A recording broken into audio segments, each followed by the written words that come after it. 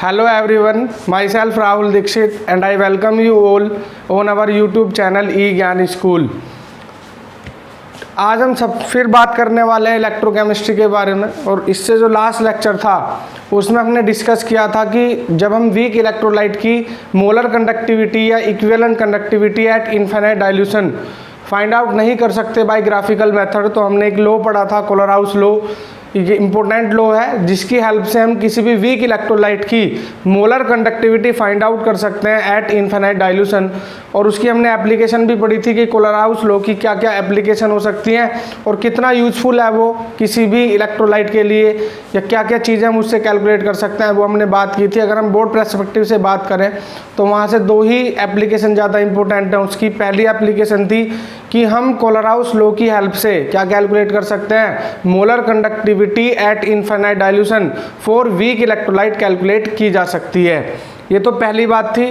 दूसरी बात मैंने उसमें डिस्कस की थी कि आप कोलरहाउस लॉ की हेल्प से डिग्री ऑफ डिसोसिएशन की वैल्यू फाइंड आउट कर सकते हैं। और कभी कभी वो डिग्री ऑफ डिसोसिएशन के साथ साथ वो डिसोसिएशन कांस्टेंट भी पूछ लेता है, ठीक है, उसका भी हमें ध्यान रखना है। आज का जो लेक्चर है वो बेस्ड रहेगा, आज के लेक्चर में हमें क्या क्या बातें करनी है। देखिए, पहला जो पार्ट था उसमें हमने दो टाइप की सेल हमें डिस्कस करनी थी इस चैप्टर के अंदर।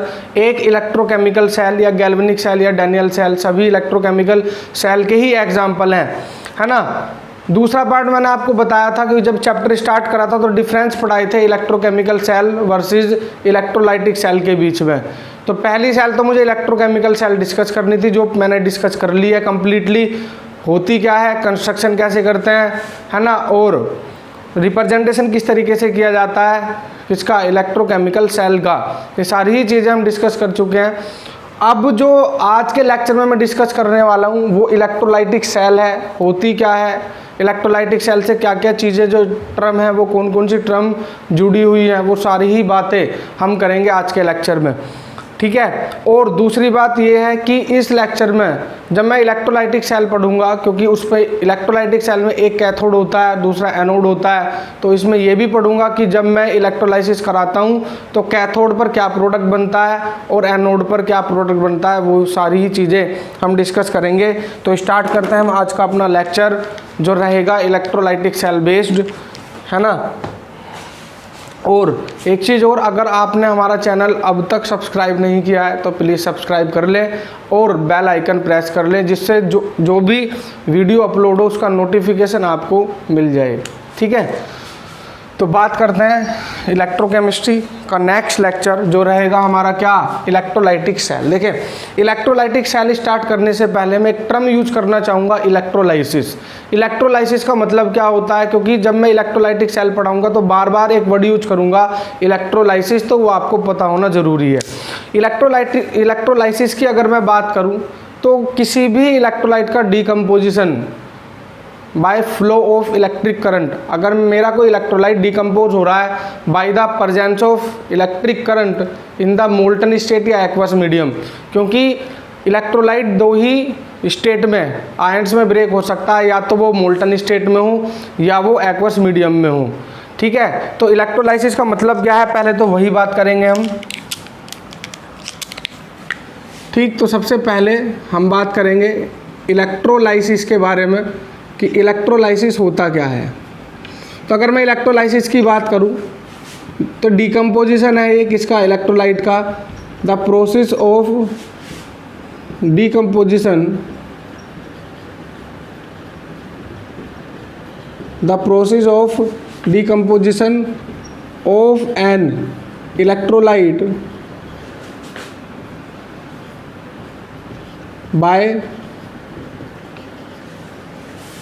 by the flow of electric current, by the flow of electric current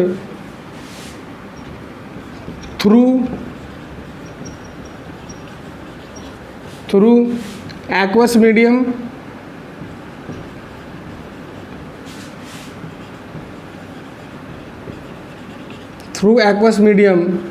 and क्या, मोल्टन स्टेट।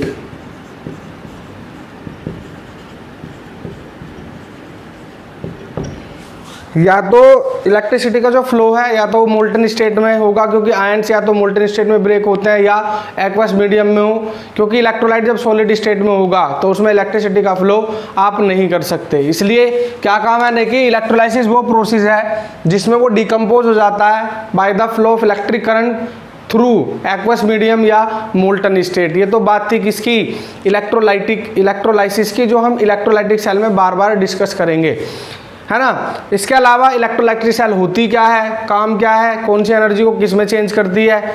अब बात करता हूं मैं किसकी, इलेक्ट्रोलाइटिक सेल की।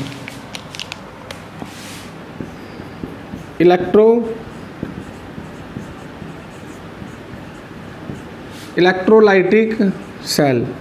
तो अगर मैं इलेक्ट्रोलाइटिक सेल की बात करूं तो पहले भी बताया था मैंने आपको फर्स्ट लेक्चर में कि इलेक्ट्रोलाइटिक सेल वो डिवाइस है जो क्या करती है, इलेक्ट्रिकल एनर्जी को केमिकल एनर्जी में बदलने का काम करती है। ये तो पहली बात है। दूसरी बात ये है कि जो इलेक्ट्रोलाइटिक सेल है उसमें एक नॉन स्पॉन्टेनियस प्रोसेस प्रेजेंट होता है, और अगर इलेक्ट्रोलाइटिक सेल में एक नॉन स्पॉन्टेनियस प्रोसेस प्रेजेंट है तो उसके लिए जो Gibbs free energy delta G की वैल्यू है वो क्या होती है, पॉजिटिव। इंपॉर्टेंट पॉइंट है, ऑब्जेक्टिव टाइप के क्वेश्चन में आपसे पूछा जा सकता है। Clear.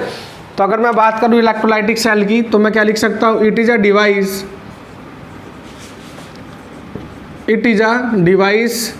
Which convert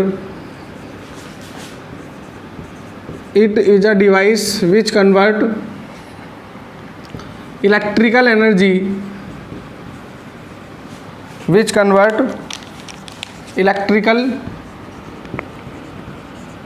energy to chemical energy, electrical energy to chemical energy. ठीक, ये तो पहली बात हुई।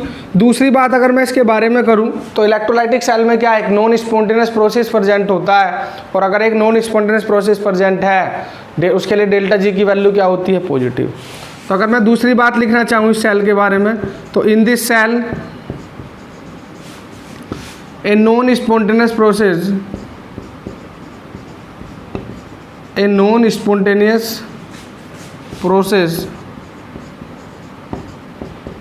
is present। ठीक, so that the value of delta G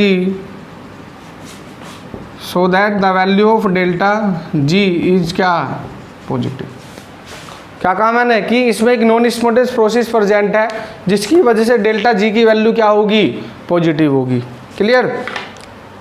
ठीक है, तो ये तो इंट्रोडक्टिव पार्ट हुआ किसका, इलेक्ट्रोलाइटिक सेल का और इलेक्ट्रोलाइसिस का। अब मैं बात करूंगा कि मैं इलेक्ट्रोलाइटिक सेल को कंस्ट्रक्ट किस तरीके से करता हूं, उसका फॉर्मेशन कैसे होगा, उसका कंस्ट्रक्शन कैसे होगा इलेक्ट्रोलाइटिक सेल का, और इलेक्ट्रोलाइटिक सेल के अंदर होता क्या है जब मैं इलेक्ट्रिक करंट का फ्लो करता हूं। ठीक, तो देखें नेक्स्ट टॉपिक है मेरा construction of electrolytic cell.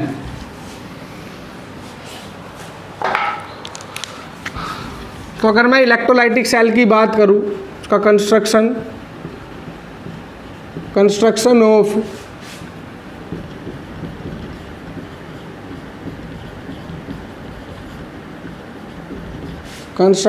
Electrolytic cell. देखिए होता क्या है इलेक्ट्रोलाइटिक सेल में जो वेजल है जिसमें इलेक्ट्रोड डिप है, मतलब अगर मैं इलेक्ट्रोलाइटिक सेल की बात करूं तो कुछ इस टाइप से मैं बना सकता हूं। ये मेरा कोई कंटेनर है या वेजल है, इसमें क्या है, एक मैंने दो इलेक्ट्रोड इसके अंदर प्रेजेंट होंगी, एक ये है और दूसरी इलेक्ट्रोड मेरे पास ये है।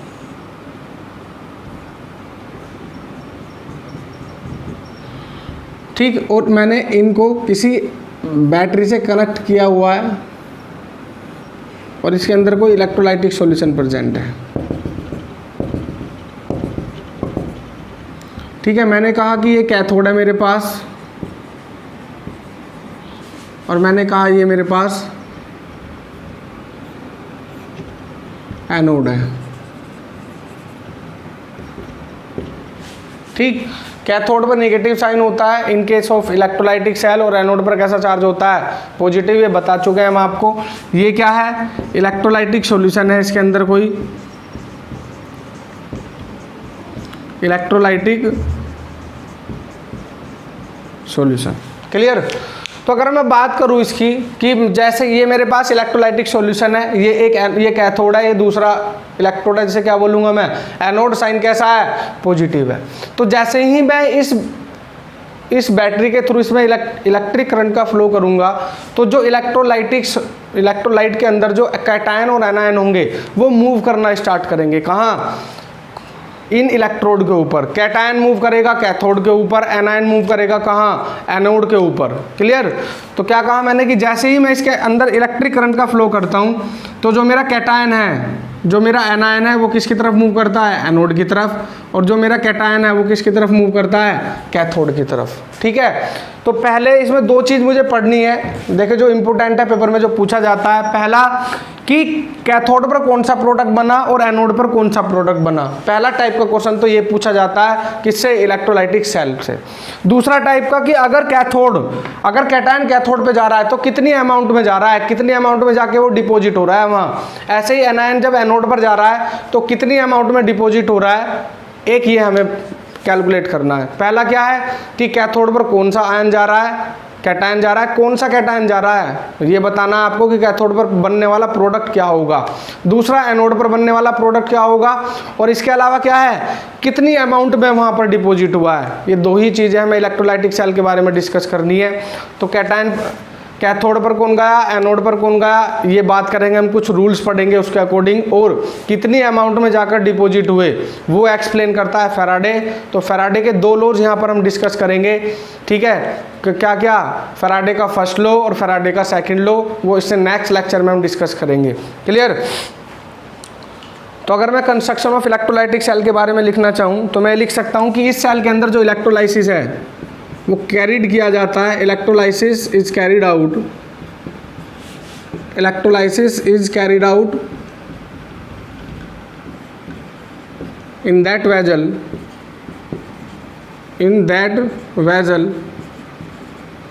which is a bad conductor of electricity, which is a bad conductor of electricity.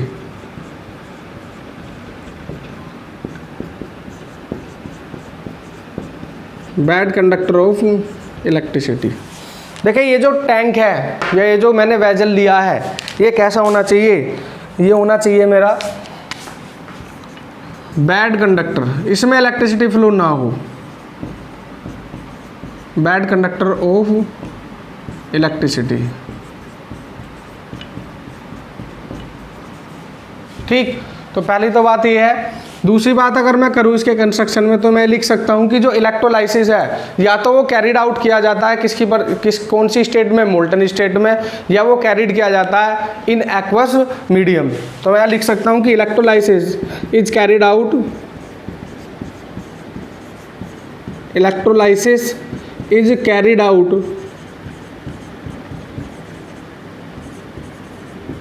Out in the carried out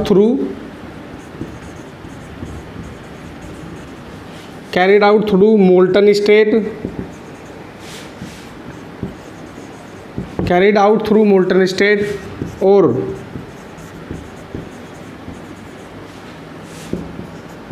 aqueous medium। ठीक। तो मैंने क्या कहा कि इलेक्ट्रोलाइसिस या तो एक्वस मीडियम में किया जा सकता है या वो किस में किया जा सकता है, मोल्टन स्टेट में।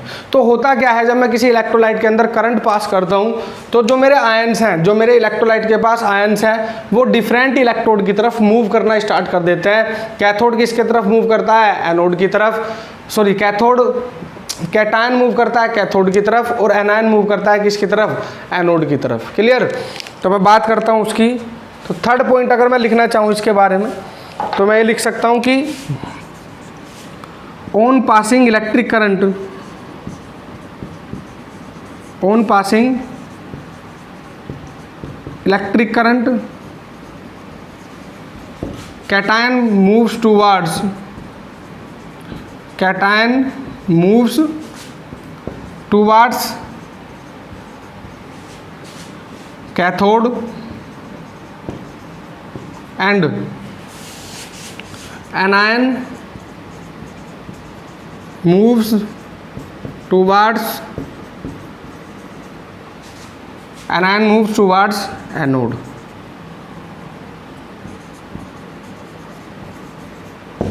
तो क्या हुआ, जैसे ही मैंने इलेक्ट्रिक करंट पास करा इन इलेक्ट्रोलाइटिक सॉल्यूशन, तो जो मेरे आयंस थे वो ब्रेक होना स्टार्ट हो गए। आयंस ब्रेक होना क्या हो गए, स्टार्ट हो गए। और आयंस ऐसे ही ब्रेक हुए तो वो उनका मूवमेंट भी स्टार्ट हो गया किसकी तरफ, डिफरेंट इलेक्ट्रोड की तरफ। कैटायन मूव करा कैथोड की तरफ और एनायन किसकी तरफ मूव करा, एनोड की तरफ। क्लियर। तो देखो होता क्या है आगे। तो अगर मैं एट कैथोड बात करूं, एट कैथोड, तो एट कैथोड होता क्या है, कैथोड पर क्या है कि जो मेरा कैटायन था वो इलेक्ट्रॉन एक्सेप्ट करेगा, है ना। सपोज मेरा कैटायन C+ था और वो उसने इलेक्ट्रॉन एक्सेप्ट करा और वो किस में चेंज हो जाएगा, C में। और ठीक दूसरी बात, एट एनोड क्या होगा, अगर मैं एनोड पर बात करूं तो एनोड पर क्या है, A- है, वो इलेक्ट्रॉन बाहर निकालेगा और किस में चेंज हो जाएगा, A में। तो इलेक्ट्रॉन एक्सेप्ट करना क्या है, इलेक्ट्रॉन एक्सेप्ट करना ऑक्सीडेशन है। कैथोड पर क्या हुआ है, इलेक्ट्रॉन एक्सेप्ट हुए हैं, तो यहाँ पर रिडक्शन हुआ है और यहाँ पर इलेक्ट्रॉन रिमूव हुए हैं। इलेक्ट्रॉन लूज करे हैं किसने, ए ने। इसका मतलब कैथोड पर रिडक्शन हुआ है और एनोड पर क्या हुआ है, ऑक्सीडेशन हुआ है। ये बात आपको ध्यान में रखनी है। तो ये तो बात हुई किसकी, कंस्ट्रक्शन ऑफ इलेक्ट्रोलाइटिक सेल के बारे में। अब मैं बात करूंगा कि प्रोडक्ट क्या बनता है जब मैं इलेक्ट्रोलाइसिस कराता हूं, तो कैथोड पर क्या प्रोडक्ट बनेगा और एनोड पर क्या प्रोडक्ट बनेगा, उसकी मैं बात करता हूं। एक इंपॉर्टेंट टॉपिक है, यहाँ से क्वेश्चन पूछे जाते हैं बोर्ड में भी, और अगर आप कोई कम्पिटिटिव एग्जाम देते हैं तो वहाँ पर भी यहाँ से क्वेश्चन लगातार पूछे गए हैं। ठीक है, तो बात करते हैं हम product of electrolysis at different electrodes. Important topic है क्या, product of electrolysis, product of electrolysis on different electrodes.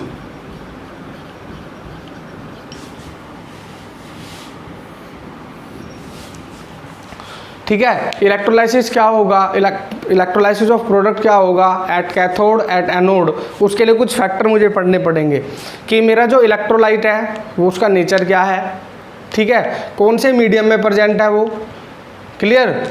और अगर हम बात करें यहाँ पर इसके अलावा चार फैक्टर मुझे पढ़ने हैं। पहला, नेचर ऑफ इलेक्ट्रोलाइट क्या है, दूसरा मीडियम ऑफ इलेक्ट्रोलाइट क्या है, तीसरा कंसंट्रेशन ऑफ इलेक्ट्रोलाइट क्या है, और फोर्थ जो मैं इलेक्ट्रोड ले रहा हूँ, जो मेरे कैथोड और एनोड है, क्या वो एक्टिव है या वो इनएक्टिव है। इसके बारे में भी ये चार फैक्टर इंपॉर्टेंट फैक्टर हैं जिससे मैं डिसाइड कर पाऊंगा कि कैथोड पर क्या प्रोडक्ट बनेगा और एनोड पर क्या प्रोडक्ट बनेगा। तो मुझे पहले अगर मैं फैक्टर की बात करूँ किस किस पर डिपेंड करता है, तो मैं लिख सकता हूँ the product of electrolysis, the product of electrolysis, the product of electrolysis depends upon the following factors, depends upon the following factors। Factor, पहला फैक्टर क्या है, nature of electrolyte, nature of electrolyte.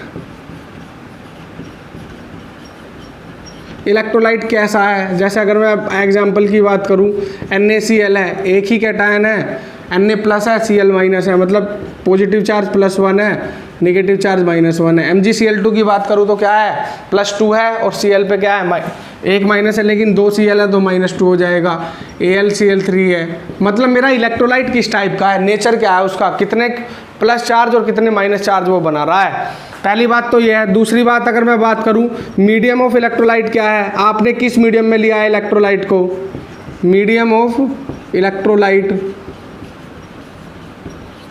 तो अगर मैं मीडियम ऑफ इलेक्ट्रोलाइट की बात करूं तो दो ही मीडियम में यूज करूंगा कि मेरा इलेक्ट्रोलाइट मोल्टन स्टेट में है या वो एक्वस मीडियम में है। क्लियर? क्या क्या कहूँगा मैं यहाँ पर कि जो मेरा इलेक्ट्रोलाइट है वो एक्वस मीडियम में है या वो किस में है, मोल्टन स्टेट में, ये मैं बात करूँगा यहाँ। ठीक, इसके अलावा थर्ड फैक्टर की अगर मैं बात करूँ, कंसंट्रेशन क्या है किसकी, इलेक्ट्रोलाइट की। जो मैं इलेक्ट्रोलाइट ले रहा हूँ वो कंसंट्रेट है या वो डाइल्यूट है, कंसंट्रेशन ऑफ इलेक्ट्रोलाइट। इस पर भी डिपेंड करता है बनने वाला प्रोडक्ट कि मेरा जो इलेक्ट्रोलाइट है वो कंसंट्रेट है या वो डाइल्यूट है, इस पर डिपेंड करेगा बनने वाला प्रोडक्ट, है ना। और फोर्थ फैक्टर की अगर मैं बात करूं तो फोर्थ फैक्टर है मेरा nature of electrode. Nature of electrode, देखिए इलेक्ट्रोड दो टाइप के हैं मेरे पास, एक एक्टिव और दूसरे इनएक्टिव। अगर मैं इलेक्ट्रोड की बात करूं तो इलेक्ट्रोड दो टाइप के मुझे यहाँ डिस्कस करने हैं, एक एक्टिव इलेक्ट्रोड और दूसरा इनएक्टिव इलेक्ट्रोड या इनर्ट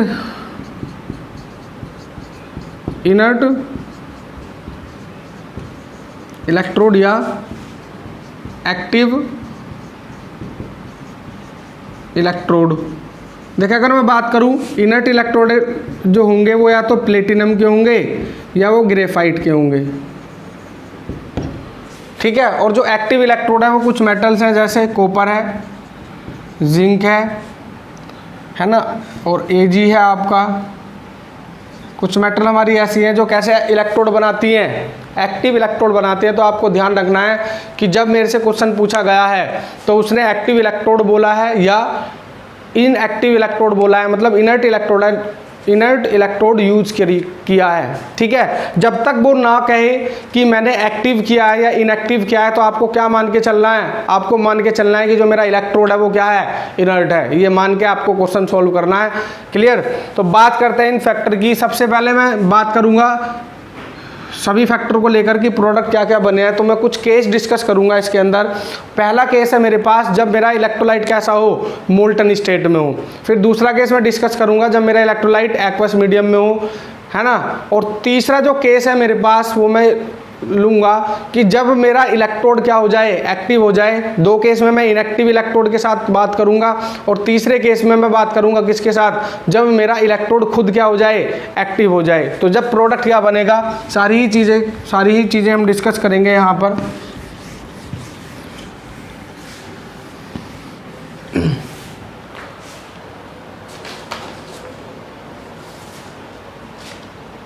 देखिए जो केस फर्स्ट है, अगर मैं केस फर्स्ट की बात करूं तो केस फर्स्ट में पढ़ूंगा मैं क्या, इलेक्ट्रोलाइट इन मोल्टन स्टेट।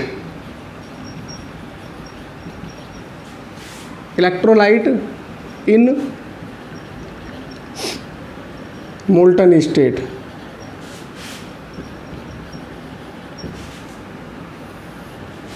ठीक है, मैंने आपसे कहा मेरे पास NaCl है, कौन सी स्टेट में है, मोल्टन स्टेट में। और मोल्टन स्टेट में है तो क्या है, NaCl मोल्टन स्टेट में भी आयंस में ब्रेक होगा। किस किस में, ये बनाएगा Na+ और प्लस के Cl-। तो एक कैटायन क्या मिला मुझे, Na+, एनायन क्या मिला मुझे, Cl-। तो अगर मैं एट कैथोड पर बात करूं तो कैथोड पर कौन जाता है, कैटायन। और अगर मैं एट एनोड बात करूं तो एनोड पर कौन जाता है, एनायन। इसका मतलब एनोड पर जाने वाला कौन है, Cl- और कैथोड पर जाने वाला कौन है, Na+। यहाँ पे कौन है एनोड पर जाने वाला, Cl-। तो होता क्या है कैथोड पर कि जो कैटायन है वो क्या करता है, इलेक्ट्रॉन एक्सेप्ट करता है और न्यूट्रल स्पीशीज में चेंज हो जाएगा।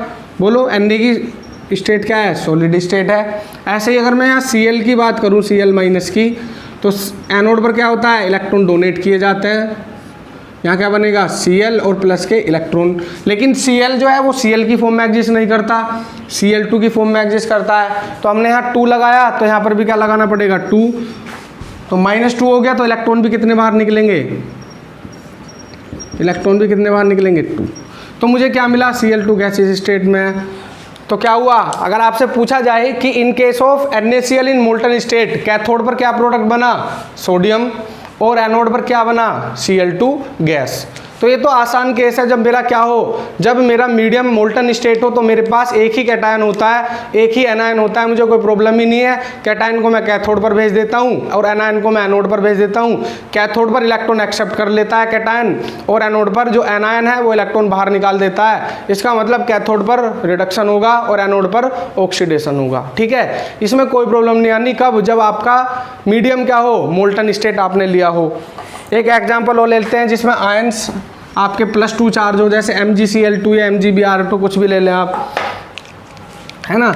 मैंने क्या लिया है, दूसरा इलेक्ट्रोलाइट लिया है MgCl2, मोल्टन स्टेट में ही है ये, और मोल्टन स्टेट में है तो आयंस में ब्रेक होगा, क्या बनाएगा Mg+2 और क्या बनाएगा 2Cl-। किस में है ये MgCl2, मोल्टन स्टेट में है।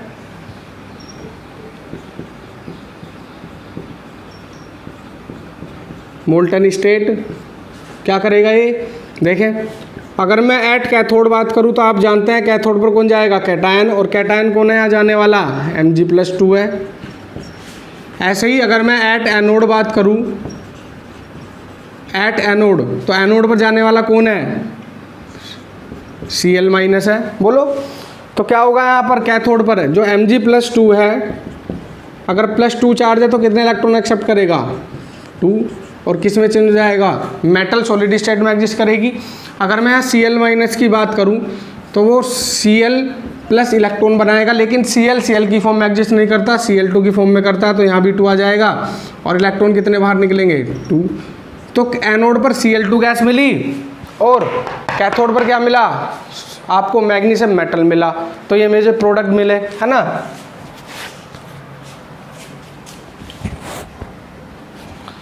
इसके अलावा अगर मैं नेक्स्ट इलेक्ट्रोलाइट लूँ AlCl3 in molten state,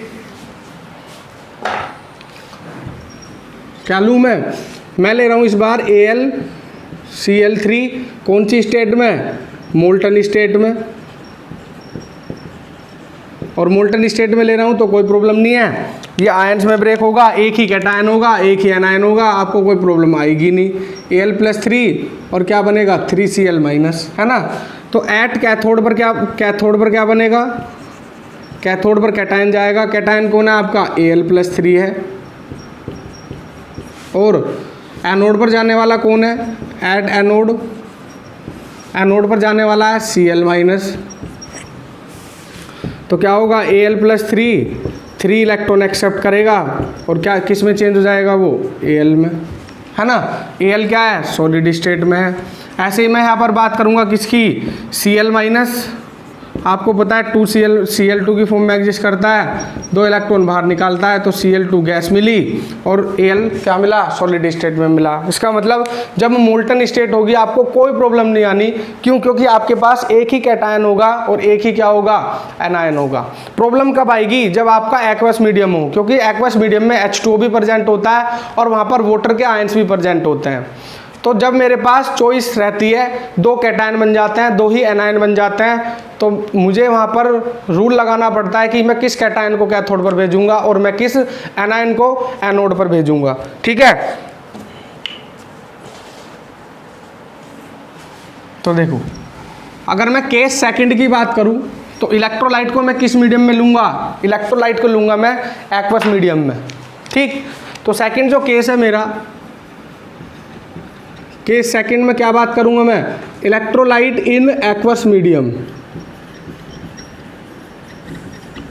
electrolyte in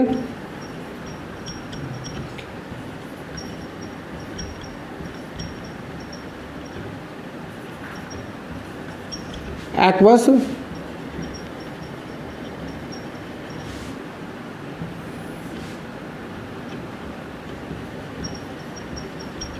aqueous medium में। देखें अब एक्वस मीडियम में भी 2 केस है, जब मेरा इलेक्ट्रोलाइट कंसंट्रेट हो और जब मेरा इलेक्ट्रोलाइट डाइल्यूट हो।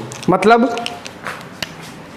क्या है इसके अंदर, पहला है मेरे अंदर NaCl को मैंने क्या लिया है, कंसंट्रेट लिया है, और NaCl को किस में लिया है, H2O, मतलब एक्वस मीडियम में।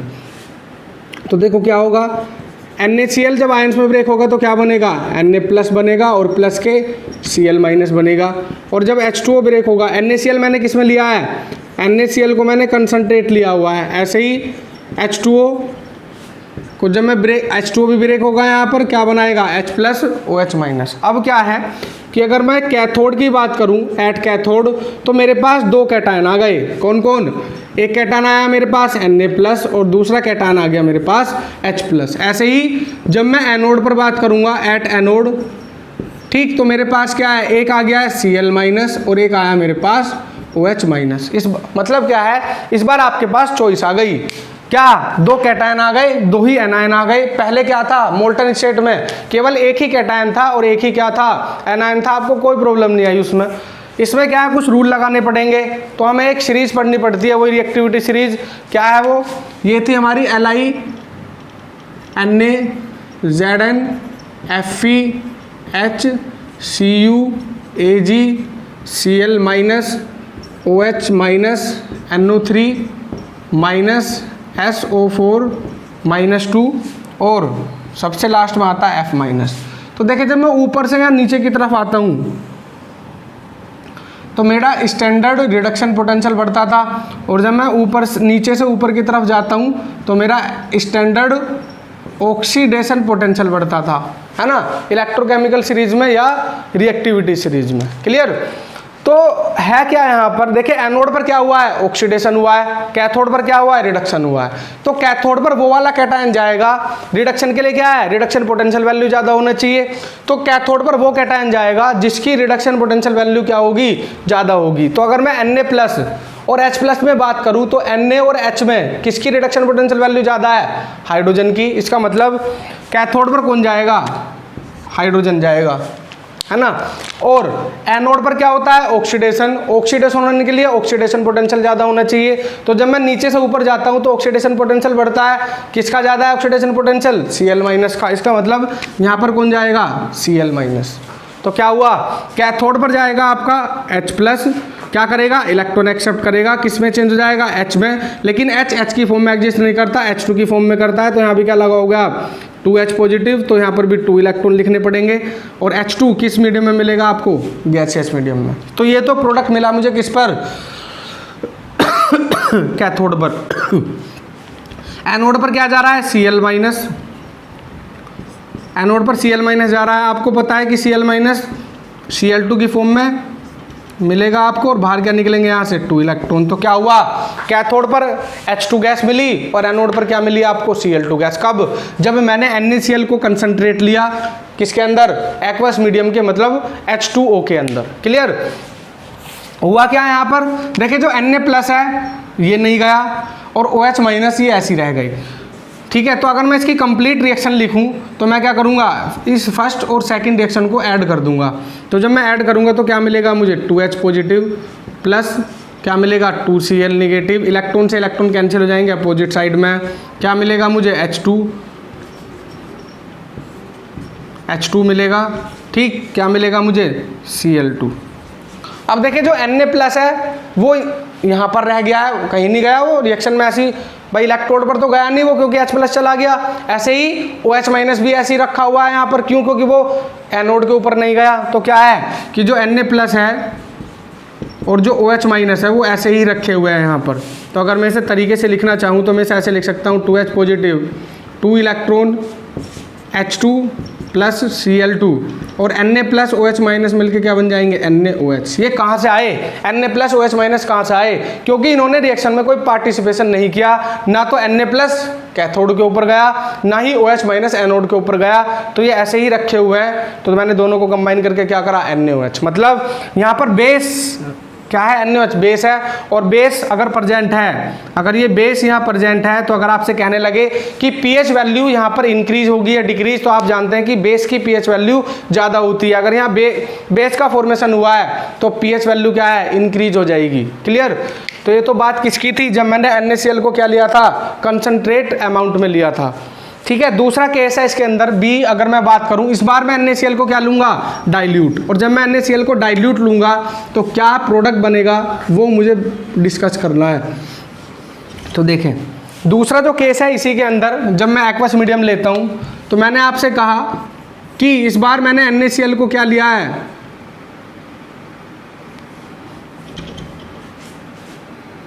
NaCl इन H2O। ठीक,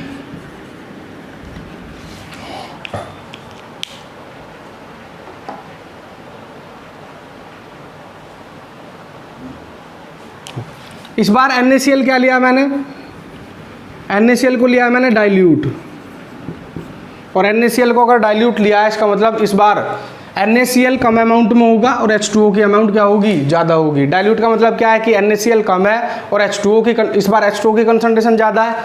तो जब मैं NaCl को क्या करूँगा, NaCl को आयनाइज करूँगा तो क्या बनेगा, Na प्लस बनेगा और प्लस के Cl माइनस बनेगा। ऐसे ही जब मैं H2O को आयनाइज करूँगा तो क्या बनेगा, H प्लस बनेगा और OH माइनस बनेगा। अगर ये डाइल्यूट है, अगर मेरा NaCl डाइल्यूट है, मैंने NaCl को क्या लिया है, डाइल्यूट लिया है, तो H2O क्या होगा, कंसनट्रेट। अगर H2O कंसनट्रेट होगा इसका मतलब ज़्यादा अमाउंट में होगा, और जो H प्लस और OH माइनस है वो लार्ज क्वांटिटी में बनेंगे। यहाँ किस में बनेंगे, वो लार्ज क्वांटिटी में। और अगर H2O लार्ज क्वांटिटी में है तो H2O के आयन्स ही कैथोड पर जाएंगे और H2O के आयन्स ही कहाँ जाएंगे, एनोड पर जाएंगे। क्लियर। तो देखें इसे,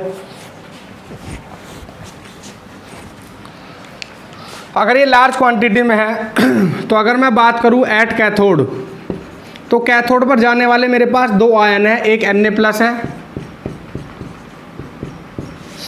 और दूसरा क्या है मेरे पास, H प्लस। अगर मैं एट एनोड बात करूं तो एनोड पर भी जाने वाले कौन है मेरे पास, दो हैं। कौन कौन, एक है मेरे पास Cl माइनस, ऊपर लिख दूं थोड़ा, एट एनोड भी मेरे पास दो है। कौन कौन है, एक तो मेरे पास Cl माइनस है और एक मेरे पास क्या है, OH माइनस। तो जब NaCl डाइल्यूट होगा तो H2O कंसनट्रेट होगा, मतलब लार्ज क्वांटिटी में होगा, तो उसी H2O के आयन ही जाएंगे कैथोड पर भी। इसका मतलब यहाँ से तो H प्लस जाएगा कैथोड के ऊपर और यहाँ से OH माइनस कहाँ जाएगा, एनोड के ऊपर। तो देखिए क्या होगा, अगर H प्लस कैथोड पर जा रहा है तो क्या करेगा, इलेक्ट्रॉन एक्सेप्ट करेगा और किस में चेंज हो जाएगा, H2 में, क्योंकि हाइड्रोजन H2 की फॉर्म में एग्जिस्ट करता है, गैसियस फॉर्म में मिलेगा। तो यहाँ 2 लिखें आप, और अगर यहाँ 2H पॉजिटिव है तो यहाँ क्या लिखना पड़ेगा, 2 इलेक्ट्रॉन। ये तो मिला आपको मुझे किस पर, कैथोड पर। अगर मैं OH माइनस की बात करूं तो OH माइनस क्या करेगा, इलेक्ट्रॉन बाहर निकालेगा, बोलो। लेकिन OH की फॉर्म में एग्जिस्ट नहीं करता, तो क्या करेगा, ये अपने दूसरे OH से रिएक्शन कर लेगा और क्या करेगा, ये यहाँ से वाटर मॉलिक्यूल बाहर निकल जाएगा। क्या बनेगा, H2O बनेगा यहाँ एक, और एक बनेगा क्या, ऑक्सीजन। अब ये जो ऑक्सीजन बनाया ये भी अकेला नहीं रह सकता, तो ये क्या करेगा, दूसरे ऑक्सीजन से रिएक्शन कर लेगा, क्या बना लेगा, O2। क्या बना लेगा, ये O2। अब मुझे इन सभी रिएक्शन को ऐड करना है, तो ऐड करने के लिए देखो क्या क्या चीज़ें हैं। ये वाले OH इस OH से कटेगा, ये वाला O इस O से कटेगा, तो यहाँ पर O कितने हैं, 2, तो यहाँ पर भी O कितने चाहिए, 2। तो मैं कितने से मल्टीप्लाई कर दूंगा, मैं मल्टीप्लाई कर दूंगा 2 से। और जब ये 2 किससे मल्टीप्लाई करी तो ये 2 OH थे, ये कितने हो जाएंगे, 4 OH। तो मुझे यहाँ पर भी कितना OH चाहिए, 4, तो मैं ऊपर 4 से मल्टीप्लाई कर दूंगा। तो मैंने यहाँ 2 से मल्टीप्लाई करी, यहाँ 4 से, और पूरी को जोड़ ऐड कर दिया। तो क्या बनेगा, ऊपर 4 OH माइनस, ये 4 OH इन 4 OH से कट जाएंगे, ये 2O इन 2O से कट जाएंगे, तो इधर तो कुछ बनना नहीं। अब इधर देखते हैं क्या क्या बनेगा, 4 OH कैंसिल हो गया, 2 H2O बनेगा इधर, और O कैंसिल हो गया, और क्या बनेगा, O2। तो ये तो प्रोडक्ट बना, ये वाला प्रोडक्ट कहाँ बना, एनोड पर, और H2 गैस किस पर बनी, कैथोड पर। क्लियर। एक तो बात ये है, तो क्या बताया मैंने, जब मेरा एक्वस मीडियम है तो मेरे पास 2 केस हैं। कौन कौन से, एक मेरे पास केस है कि जब मेरा NaCl कंसनट्रेट है, अगर NaCl कंसनट्रेट है तब मैं सीरीज को फॉलो करूंगा जो मैंने लिखवाई थी LiZn वाली, मतलब रिएक्टिविटी सीरीज। उसमें मैं ये देखूंगा कि किसका रिडक्शन पोटेंशियल ज़्यादा है। जिस कैटायन का रिडक्शन पोटेंशियल ज़्यादा होगा वो तो कहाँ जाएगा, कैथोड के ऊपर, और जिसका ऑक्सीडेशन पोटेंशियल ज़्यादा होगा वो कहाँ जाएगा, एनोड के ऊपर। क्लियर। इसके अलावा ऐसे ही एनोड पर क्या है, 2 आयंस अगर होंगे इन केस ऑफ कंसंट्रेट। देखिए जब डाइल्यूट हो जाएगा NaCl तब तो मुझे सीरीज लगानी नहीं है, क्योंकि H2O लार्जर क्वांटिटी में हो जाएगा, तो H2O के आयंस ही कैथोड पर जाएंगे और H2O के आयंस ही एनोड पर जाएंगे। मैं बात कर रहा हूँ कब की, जब मेरा कंसंट्रेट होगा इलेक्ट्रोलाइट, तो जब कंसंट्रेट होगा तो सीरीज फॉलो करनी है, जिसका रिडक्शन पोटेंशियल ज़्यादा वो कैथोड पर जाएगा, जिसका ऑक्सीडेशन पोटेंशियल ज़्यादा वो एनोड पर जाएगा। ये बात आपको ध्यान रखनी है। तो मैंने दो केस पढ़ लिए, एक वो जब मेरा मोल्टन स्टेट में हो इलेक्ट्रोलाइट, और एक वो जब मेरा इलेक्ट्रोलाइट एक्वस मीडियम में हो। अब तीसरा केस मैं पढ़ूंगा जब मेरा इलेक्ट्रोड खुद ही एक्टिव हो जाए, इलेक्ट्रोड क्या हो जाए, इस बार खुद एक्टिव हो जाए, तब क्या प्रोडक्ट क्या बनेंगे उसकी मुझे बात करनी है। तो केस थर्ड की अगर मैं बात करूं तो केस थर्ड में क्या पढ़ना है, when electrode is active, when electrode is active, मतलब जैसे Ag का इलेक्ट्रोड मान लें आप, है ना, सिल्वर का इलेक्ट्रोड क्या होता है, एक्टिव होता है। देखें तो है क्या इसमें, अब इसमें चाहे आप NaCl को मोल्टन स्टेट में ले लें, कोई फर्क नहीं पड़ना, है ना। मोल्टन में लेंगे तो क्या मिलेगा, Na+ मिलेगा और प्लस के Cl- मिलेगा, और एक्टिव इलेक्ट्रोड आपने लिया हुआ है। तो देखो क्या होगा, अगर मैं एट कैथोड बात करूं, एट कैथोड क्या होगा, कैटायन मेरे पास एक ही है, मोल्टन स्टेट में एक ही होता है, एक ही कैटायन है मेरे पास क्या, Na+, लेकिन इस बार इलेक्ट्रोड भी एक्टिव है, तो वो कहेगा मैं भी जा सकता हूँ किसके ऊपर, कैथोड के ऊपर। ऐसे ही एनोड पर होगा, एनोड पर क्या है आपका Cl- जा सकता है, या जब आपका इलेक्ट्रोड एक्टिव हो तो वो भी जा सकता है, वो कहेगा मैं जाऊंगा। तो होता क्या है कि जब मेरा इलेक्ट्रोड एक्टिव होता है तो वो किसी भी कैटायन या एनायन को नहीं जाने देता, वो खुद ही कैथोड पर जाता है और खुद ही कहाँ जाता है, एनोड पर। इसका मतलब वो Na+ को नहीं जाने देगा, Cl- को नहीं जाने देगा, कहेगा मैं जाऊँगा, और एनोड पर भी मैं ही जाऊँगा। तो क्या होगा, जो आपका Ag है वो Ag+ की फॉर्म में इलेक्ट्रॉन एक्सेप्ट करेगा किस पर, कैथोड पर, और Ag सॉलिड स्टेट में मिल जाएगा। यहाँ पर क्या होगा कि जो मेरा Ag है वो इलेक्ट्रॉन डोनेट करेगा और Ag+ में चेंज हो जाएगा। क्यों, ऐसा क्यों हुआ, एनोड पर Ag+ में चेंज होगा, क्यों, क्योंकि ऑक्सीडेशन होगा यहाँ और यहाँ रिडक्शन होगा। तो उसी की फॉर्म में Ag ने क्या किया है, Ag कैथोड पर भी चला गया है और Ag एनोड पर भी चला गया है। इसका मतलब जब एक्टिव इलेक्ट्रोड होगा तो मेरा कैटायन कोई भी हो, कोई फर्क नहीं पड़ना, कौन जाएगा रिएक्शन करने, वो मेटल जाएगा जिस मेटल की एक्टिव इलेक्ट्रोड बनी हुई है। ठीक, तो ये तो पहला केस था इसी के अंदर, जब मेरा NaCl क्या है, मोल्टन स्टेट में है। लेकिन दूसरा केस जब मेरा NaCl किस में हो जाए, एक्वस मीडियम में हो जाए, और मेरे साथ क्या हो, एक्टिव इलेक्ट्रोड हो, तब क्या होगा। तो बी केस की बात करूं इसी के अंदर, क्या कहा मैंने कि मेरा जो NaCl है इस बार किस में हो, वो एक्वस मीडियम में हो, मतलब H2O के अंदर। चाहे आपका NaCl कंसनट्रेट हो, है ना, चाहे NaCl डाइल्यूट हो, ठीक, कोई फर्क नहीं पड़ना, क्योंकि मेरे पास जब NaCl एक्वस मीडियम में होता है तो एक तो NaCl ब्रेक होता है किसमें, Na+ में ब्रेक होता है और Cl- में। ऐसे ही H2O किस में ब्रेक होता है, H+ में और OH- में। तो क्या है आपके पास, कैथोड पर जाने के लिए, कैथोड पर जाने के लिए दो कैटायन आपके पास, कौन कौन से, एक है मेरे पास Na+, एक है मेरे पास H+, लेकिन इन case of active electrode metal भी जा सकता है खुद, Ag भी जा सकता है यहाँ। ऐसे ही अगर मैं एट एनोड की बात करूँ तो एनोड पर भी क्या है, तीन चीज़ें हैं जाने के लिए, Cl- भी है, OH- भी है, और Ag जिस मेटल का इलेक्ट्रोड है वो खुद भी है, क्योंकि वो एक्टिव है इस बार, है ना। तो क्या करेगा, Ag खुद जाएगा, क्या करेगा, Ag+ इलेक्ट्रॉन एक्सेप्ट कर लेगा, किस में चेंज हो जाएगा, Ag में। ऐसे ही कहाँ पर होगा, यहाँ होगा, क्या होगा कि जो Ag है वो अपना ऑक्सीडेशन कर लेगा, Ag+ में चेंज हो जाएगा। तो क्या हुआ, आपका जब एक्टिव इलेक्ट्रोड हो कोई फर्क नहीं पड़ता कि आपने NaCl को कंसंट्रेट लिया है, आपको NaCl डाइल्यूट लिया है, मतलब इलेक्ट्रोलाइट कंसंट्रेट लो चाहे डाइल्यूट लो, है ना, चाहे मोल्टन स्टेट में लो चाहे एक्वस मीडियम में लो। In case of active electrode cathode पर कौन जाता है, वही मेटल जाती है जिसका एक्टिव इलेक्ट्रोड बना हुआ है, और एनोड पर भी वही मेटल जाएगी जिसका एक्टिव इलेक्ट्रोड बना हुआ है। नोट कीजिए।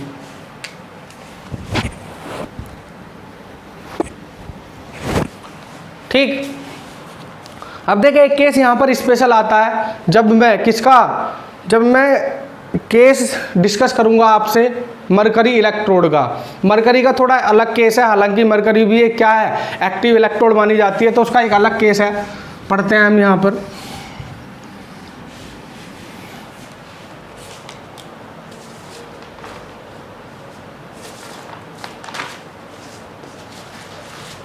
देखिए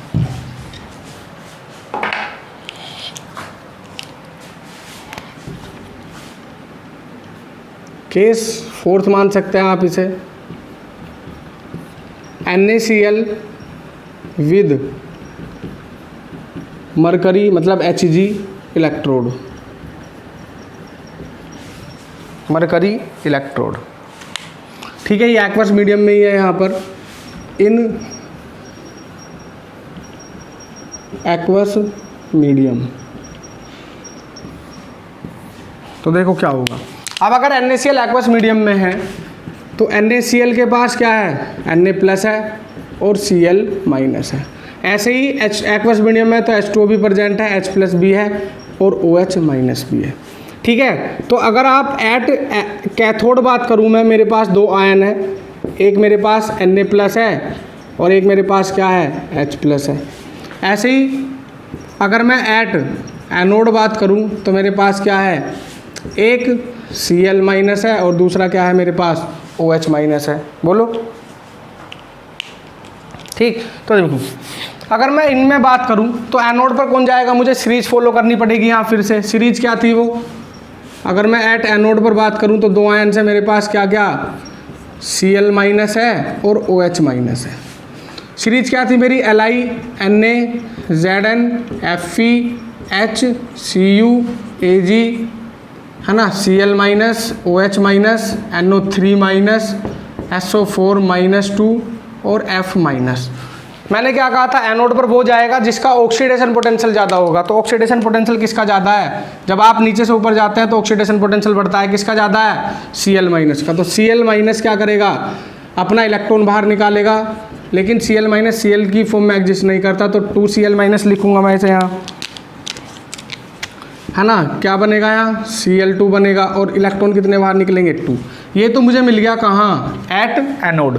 अब मैं बात करता हूँ कैथोड की। कैथोड पर कौन जाता है, कैथोड पर वो जाता है जिसका रिडक्शन पोटेंशियल ज़्यादा होता है। किसका रिडक्शन पोटेंशियल ज़्यादा है, Na का या हाइड्रोजन का, हाइड्रोजन का। लेकिन यहाँ पर एक स्पेशल केस है, यहाँ पर जाना तो हाइड्रोजन को चाहिए था अकॉर्डिंग टू सीरीज, लेकिन हाइड्रोजन ना जाके कौन जाता है, सोडियम। क्योंकि सोडियम के केस में क्या है कि जो सोडियम है वो कैथोड पर इलेक्ट्रॉन एक्सेप्ट करता है और Na में चेंज हो जाता है। अब ये जो सोडियम है ये मरकरी के साथ मिलकर एक अलग कंपाउंड बनाता है जिसे क्या बोलते हैं हम, अमलगम, जिसे क्या बोलते हैं हम, अमलगम। बस यही आपको ध्यान रखना है। एक स्पेशल केस है, स्पेशल केस में पढ़ा जाता है ये कि जाना H प्लस को चाहिए था अकॉर्डिंग टू सीरीज, लेकिन जाता कौन है, Na प्लस, क्योंकि जो सोडियम बनेगा यहाँ पर वो इस मरकरी के साथ क्या बनाता है, एक अलग कंपाउंड बनाता है जिसे क्या बोलता हूँ मैं, अमलगम बोलता हूँ।